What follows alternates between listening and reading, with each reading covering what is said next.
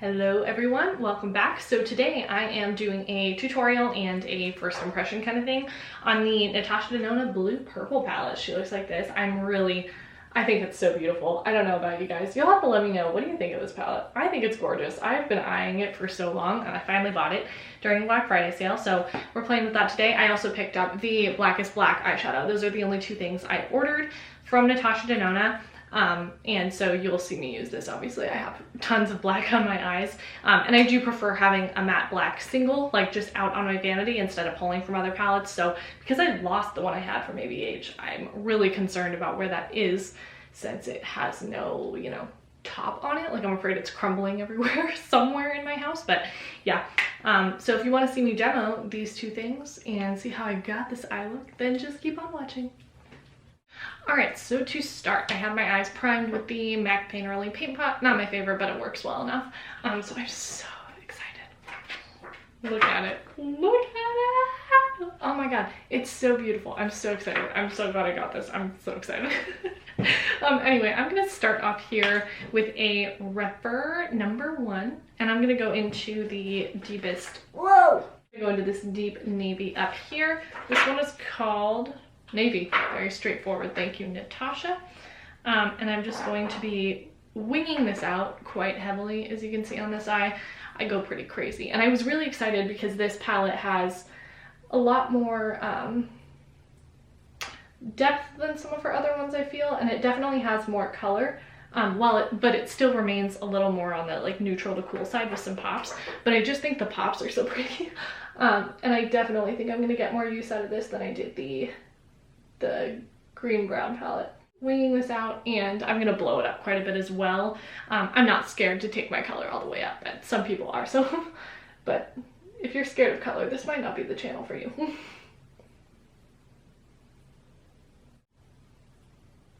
The good thing about this brush is it's kind of flat. It's kind of like a pyramid kind of shape, but if you put the pointy part in here and place the flat part up here, it's easier to get that blend, which I can really appreciate a user-friendly brush, that's for sure.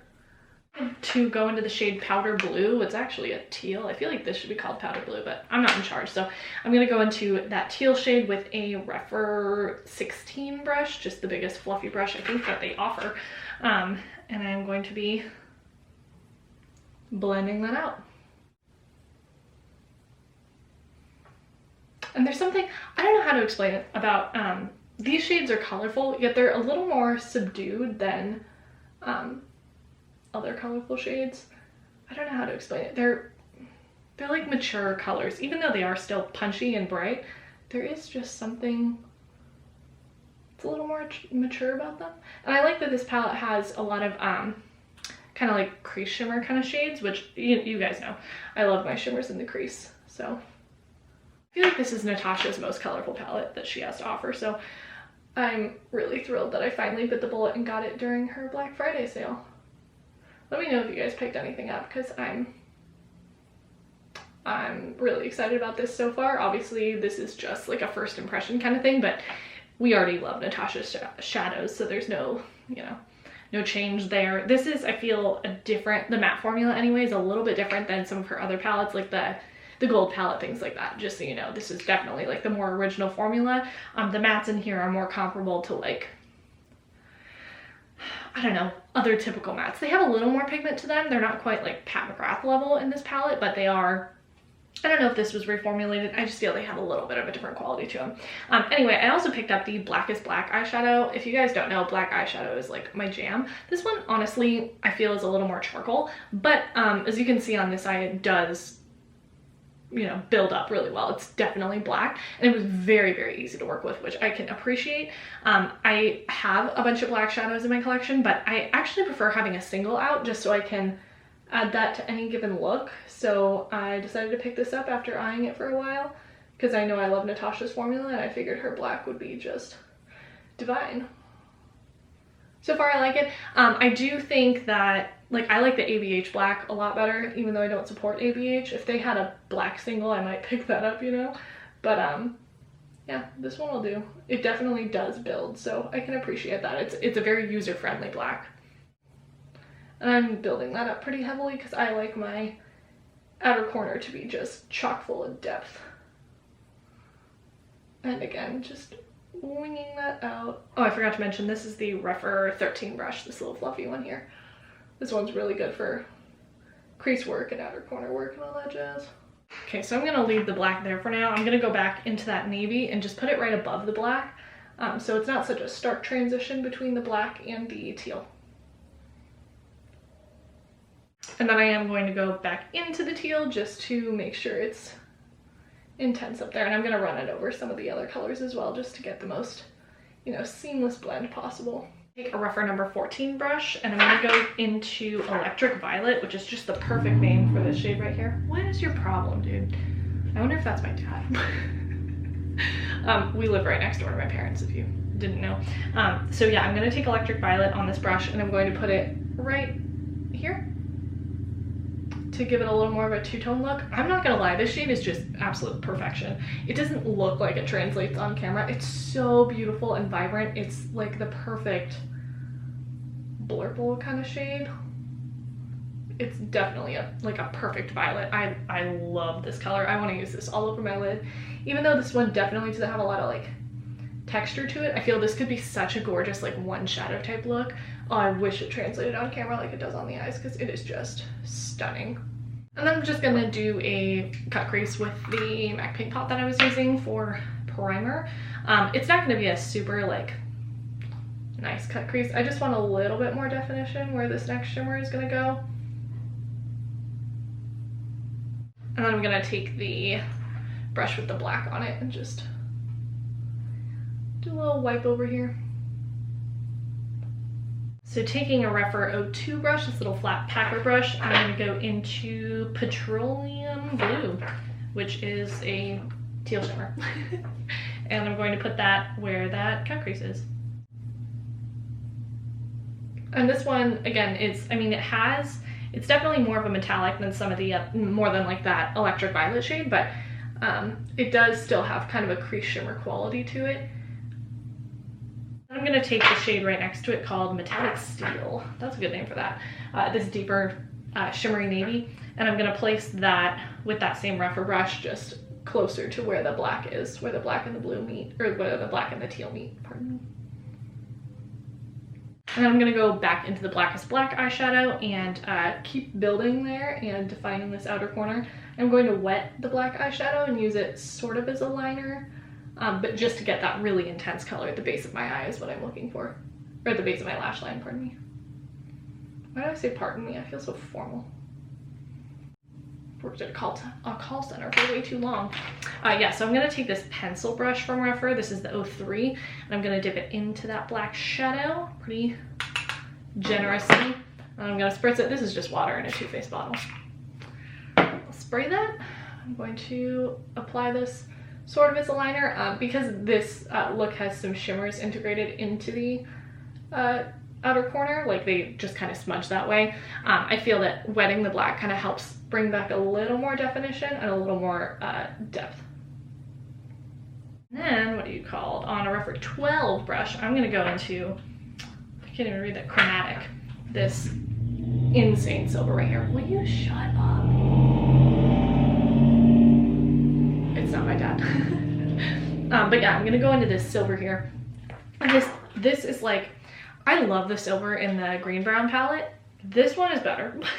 This one is like next level shimmer. So this is intense. So I'm gonna spritz my brush a little bit just because this one's gonna have a lot of like glitter fallout basically. And I do get fallout from these shadows, I want to mention. Not a ton, but definitely some. So if you don't like that, then you might not want to, you know, look into Natasha. But I'm gonna place that on the inner corner. I'm gonna blow that out a little bit, not as much as I normally might, but a hair.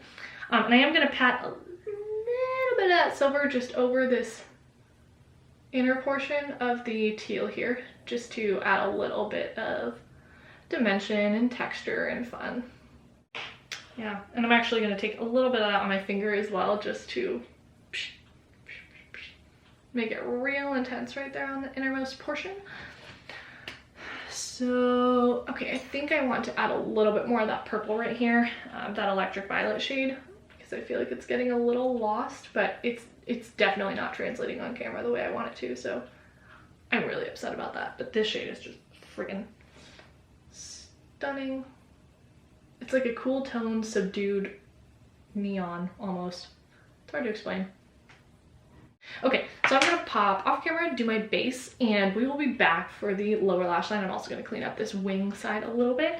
I really want to use like this purple down here, so I'll probably use that on the lower lash line, but we'll see. Stay tuned, 1 minute. All right, so for my lower lash line, I'm going to be taking that little smudgy brush, the little tiny pencil brush from Rephr, the 03, and taking the black and smudging that. Oh, this little mirror is kind of nice, actually. And I'm gonna smudge that pretty tight to my lower lash line.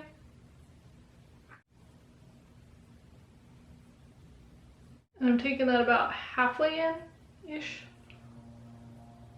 And jumping back into the shade Navy, and I'm gonna take that same brush that we used, but just the pointy side, to smudge that out a bit more. Smudge and smoke, boys, smudge and smoke. Okay, then I'm taking the petroleum blue shade, turquoise, right there. I'm going to take this on a more flat brush. This is a BH Cosmetics number 12. And I'm going to go around the edges of that as well and connect the wings. I just felt like I need that colored, like tied in a more defined sort of manner. And I am going to place that a little more on my brow bone just to amplify the color even more. Give it like its best kind of opacity there.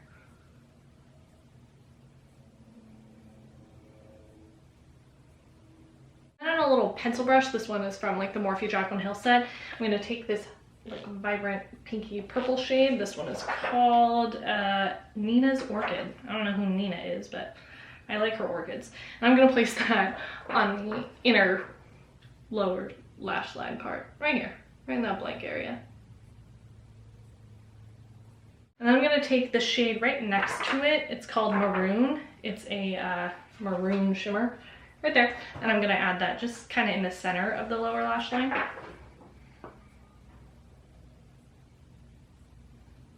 Right about there. And it's definitely way more muted compared to the other shade. You're not gonna be able to tell on camera, but. And then I'm gonna go in one more time with the black on Rephr number 13 and just, you know, smoke it out to my desired smokage. You guys know I'm a black girl.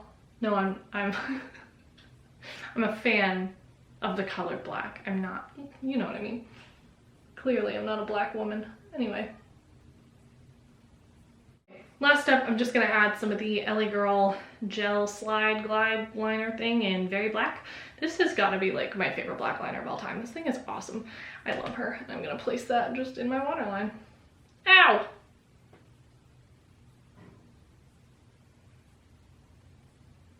I'm gonna get my lips on, get my freckles on, get my mascara on, maybe lashes if I'm really feeling feisty. Probably not, but I'll let you know. And then we'll be done. So one more moment. All right, here's everything all completed. I love the look. I have no complaints. I'm really thrilled with that. So I guess final thoughts or final impressions. I really like it so far. Obviously I played more in the colors. I probably will stick to that route whenever I play with this palette. That's just who I am as a person. I'm sure I can pull out a neutral or two every once in a while, but this is definitely, I really want to do a look with this like deep burgundy kind of shade here. And some of these bronzes and this purple. I think that would be so pretty, but yeah, I'm really thrilled with this. I think if you are a lover of Natasha Denona and you don't mind the price tag of this, which is hefty, I might add, then this might be a really good one to add to your collection. I wouldn't buy this full price. I would not spend over $200 on this, but I am happy with spending $150 or whatever it was. That is a comfortable price range for me as far as Natasha's shadows, so that was totally fine, and I would buy it again at that price, just not at the $230 price point. But yeah, that concludes the video. I hope you guys enjoyed. If you do, be sure to like and subscribe. We got plenty of other eyeshadow videos coming until Christmas. Alrighty, so that concludes it. So thank you guys so much for watching, and we hope to see you in the next video.